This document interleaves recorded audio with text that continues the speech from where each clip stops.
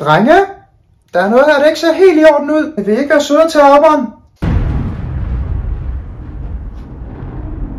Afgang. Ej, jeg skal spille paddel. Var det ikke først kl. 22, du skulle spille? Kl. 45 minutter. I kan sagtens få det. Og i øvrigt skal jeg også lave, jeg har en aflevering til morgen. Ja, det er selvfølgelig rigtigt, men altså, jeg skal have fuldt udbetalt feriepenge. Jeg vil mene, at mit økonomiske kapital er en del vigtigere end din ene aflevering til morgen.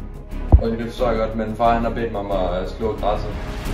Ja, det er begrænset, hvor lang tid du bruger på at klippe det græs. Ja, okay, men far han har bedt mig om at gøre det med en saks.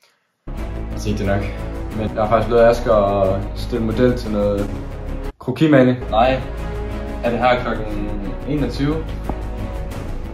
Ja. Jeg skal male på det hold. Ja, det kan jeg godt se. Det er lidt dårlig timing, men jeg skal faktisk have slebet min machete, fordi at jeg skal ud i junglen og bekæmpe bjørne med Gustav og Philip.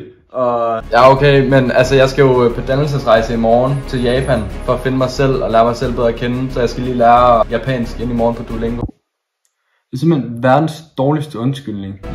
Jeg skal ud og prøvekøre med nye løbehjul, og jeg har planlagt at køre baglæns til Nordkap og tilbage igen, inden at solen den går ned.